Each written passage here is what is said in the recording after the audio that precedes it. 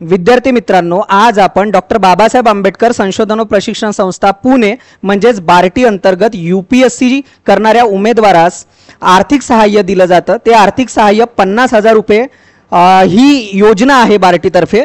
तुम्हाला स्क्रीनवर दिसत असेल, यूपीएससी करणाऱ्या विद्यार्थ्यांना म्हणजेच उमेदवारांना बार्टी मार्फत 50,000 रुपयाचे आर्थिक सहाय्य ही योजना आहे। मग याविषयी आपण माहिती बघणार आहोत। मी विद्यार्थी मित्र प्रवीण भिमटे तुम्हाला माहिती देणार आहे। पुढे जाऊयात आपण। बघा, विषय तुम्हाला समजलाय, त्याच्यानंतरही तेच आहे। बघा, महाराष्ट्र राज्यातील मग बार्टी प्रामुख्याने कोणासाठी कार्य करते तर अनुसूचित जातीच्या उमेदवारासाठी किंवा विद्यार्थ्यांसाठी कार्य करते। तर संघ लोकसेवा आयोग च्या नागरी म्हणजे सिव्हिल सेवा मुख्य परीक्षा करिता जे 2025 मध्ये पूर्व परीक्षा आता पास झालेत आणि ज्यांची मुख्य परीक्षा आहे त्याकरिता काय आहे ही आर्थिक योजना आहे। आणि एक रक्कम किती देणार आहे बार्टी तर 50,000 रुपये देणार आहे। मग हे नागरी सेवा म्हणजे सिव्हिल सर्व्हिसेससाठी, तसंच एक वनसेवा याची वेगळी एक्झाम होतं त्याकरिता सुद्धा इथे तुम्हाला दिसत असेल यूपीएससी प्रामुख्याने कुठे अनुसूचित जातीच्या उमेदवारांना यूपीएससी मधून जी भारतीय वनसेवा मुख्य परीक्षा जे पूर्व परीक्षा पास झाले आहेत आता जे मुख्य परीक्षेला आहे 2025 त्यांना सुद्धा काय केल्या जाणार आहे आर्थिक सहकार्य म्हणजे सहाय्य केल्या जाणार आहे त्या उमेदवारांना। ठीक आहे, मग पुढे जाऊया।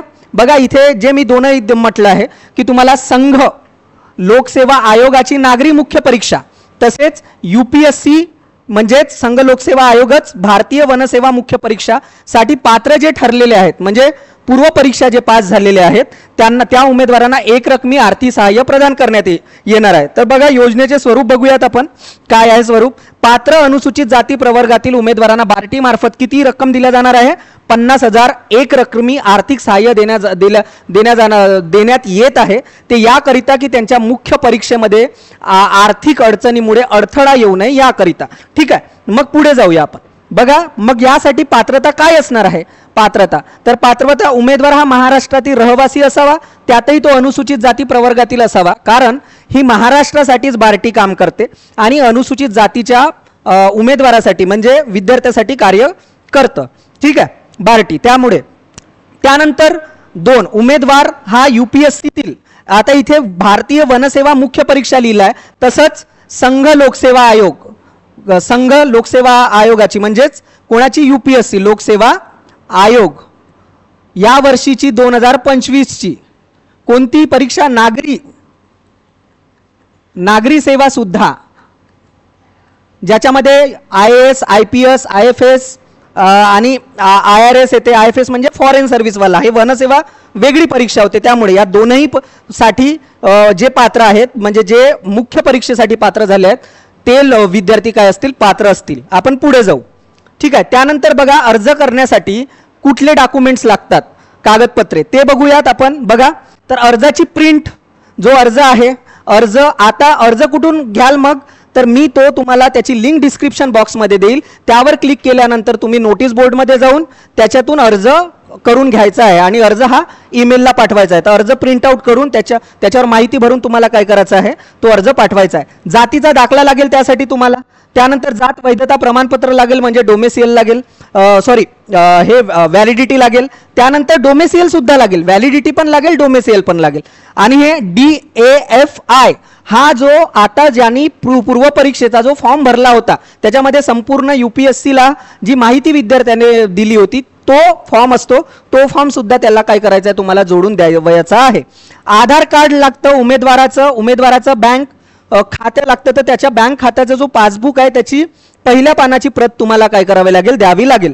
त्यानंतर यूपीएससी पूर्व परीक्षा 2025 चे प्रवेशपत्र म्हणजे हे कोणासाठी म्हणत आहे मी नागरी सेवेसाठी सुद्धा आणि वनसेवेसाठी सुद्धा दोनही परीक्षेसाठी जे विद्यार्थी पात्र झालेत मुख्यकरिता त्यांना हे या कागदपत्रासहित काय करायचं आहे ईमेलला फॉर्म पाठवून द्यायचा आहे बार्टी कार्यालयाला। ठीक आहे, त्यानंतर बघा, वरील सर्व कागदपत्रांची स्वसाक्षांकित त्यांनी स्वतः स्वाक्षरी केलेली प्रत व अर्ज स्कॅन करून संघ लोकसेवा आयोग नागरी सेवा मुख्य परीक्षा 2025 करिता या ईमेलवर पाठवायचा आहे। ही ईमेल तुम्हाला दिसत आहे, तुम्ही व्हिडिओ पॉज करून ही ईमेल बघून घ्या आणि ही ईमेल मी तुम्हाला डिस्क्रिप्शन बॉक्समध्ये सुद्धा देणार आहे, त्यावरून तुम्ही ईमेल लिहून घ्याल आणि त्याच्यावर अर्ज करून घ्याल। त्यानंतर बघूयात, हे नागरी सेवा मुख्य परीक्षाकरिता.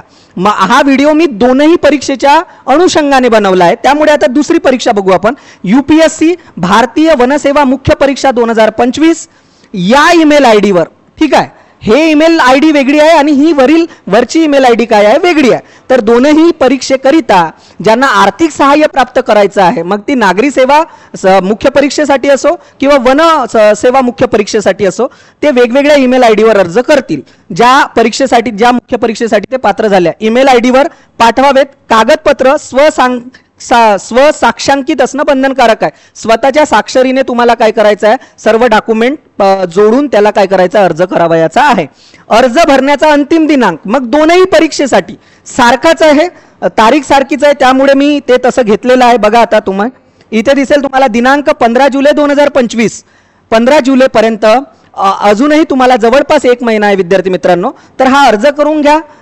जे मुख्य परीक्षेला आहेत तुम्हाला 50,000 रुपये तुमच्या थेट खात्याला काय होतील, बार्टी कार्यालयामार्फत प्राप्त होईल. अर्ज करण्याचा अंतिम दिनांक. अधिक काही तुम्हाला माहिती हवी असल्यास तुम्ही बार्टीच्या या माहिती संपर्क जो क्रमांक आहे यावर सुद्धा तुम्ही काय करू शकता, संपर्क करू शकता. व्हिडिओ पॉज करून तो बघून घ्या किंवा मी तो डिस्क्रिप्शन बॉक्समध्ये देऊन देईल तुम्हाला. ठीक आहे, तर या 2 ईमेल आय डी आहेत.